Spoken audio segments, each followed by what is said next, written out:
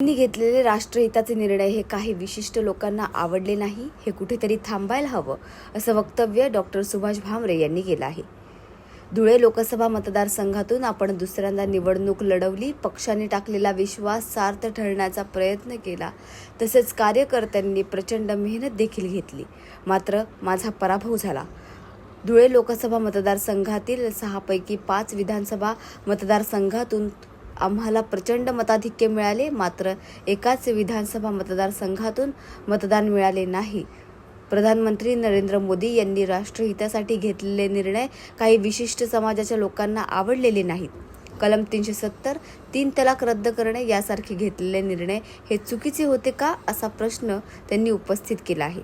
हे कुठेतरी थांबायला हवं, अशी प्रतिक्रिया माजी खासदार डॉक्टर सुभाष भामरे यांनी व्यक्त केली असून निवडणुकीच्या दरम्यान कार्यकर्त्यांनी घेतलेल्या मेहनतीबद्दल त्यांनी पदाधिकारी आणि कार्यकर्त्यांचे आभार मानले आहे. त्याच्यासाठी मोदी साहेबांकडे साकडं घालून त्याच्यातनं निधी आणायचा निश्चितच प्रयत्न करेन, त्याच्यात कमी पडणार नाही. धुळे तालुक्यातले सुलवाडे जामफळ पूर्ण करायचे आहे. या धुळे शहरातले मनमाड इंदूर रेल्वे सतत त्यांनी चुकीचं नॅरेटिव्ह सेट केलं. मनमाड इंदूरचा पहिल्या टप्प्याचं काम चालू झालेलं आहे. आचारसंहिता संपल्यानंतर रूळ टाकायचं काम चालू होणार आहे आणि या सगळ्या कामांना मी कटिबद्ध असणार आहे.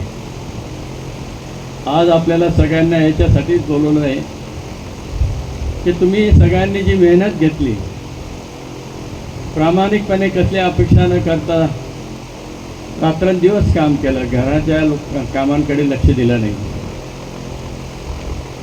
धुळे तालुक्यात अतिशय चांगलं लीड मिळालं, 68,000. बाबा काय सांगाल, निकालानंतर पहिल्यांदाच माध्यमांसमोर काय धुळे लोकसभा मतदारसंघाचा जो निकाल लागला, अनपेक्षित आणि अतिशय निसटता पराभव झाला. 2,000 मतं 12 लाख 12.5 लाख मतांच्या समोर काहीच नाही. त्याचं दुःख प्रत्येक कार्यकर्त्याला आहे. 5,80,000 मतं मिळालेले आहेत आणि या दरम्यान मतदारसंघातील भारतीय जनता पार्टीचे कार्यकर्ते, महायुतीचे कार्यकर्ते, पदाधिकारी या सगळ्यांनी जीव तोडून काम केलं आणि त्याच्यामुळे प्रत्येकाने स्वतःला झोकून दिलं. तर त्यांचा आभार मानणं माझं कर्तव्य आहे. त्यांना भेटून त्यांचे आभार मानले आणि एक संदेश दिला, मी कार्यकर्ता आहे. पद येतं पद जातं, कार्यकर्ता हे पद कायमस्वरूपी राहतं. मी थांबणारा नाही आहे. भारतीय जनता पार्टीचा कार्यकर्ता आहे आणि सतत सगळ्यांना उपलब्ध राहणार. या मतदारसंघातील जे जे काही प्रकल्प मी आणलेले ते पूर्ण करण्यासाठी प्रयत्न करत राहणार. दुःख निश्चितच आहे, कारण फार मोठ्या फरकाने पराभव झाला तर काही दिवस वाईट वाटल्यानंतर विसरतो, जाऊ द्या, लोकांनी आपल्याला ऍक्सेप्ट केलं नाही. पण हा कुठला न्याय आहे? लोकसभेत 6 विधानसभा आहेत. 6 विधानसभापैकी 5 विधानसभामध्ये आम्हाला लीड आहे आणि एक विधानसभा तिथं विशिष्ट समाजाचे लोक राहतात. त्यांचा अजेंडा एकच, विकासाचा विषय नाही, काहीच विषय नाही, फक्त मोदींना विरोध करायचा. आणि काय पाप केलं मोदींनी?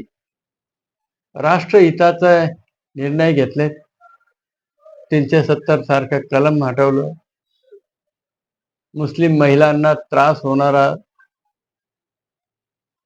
3 तलाक कायदा तो निर्णय घेतला, 80 कोटी लोकांना फ्री राशन दिलं.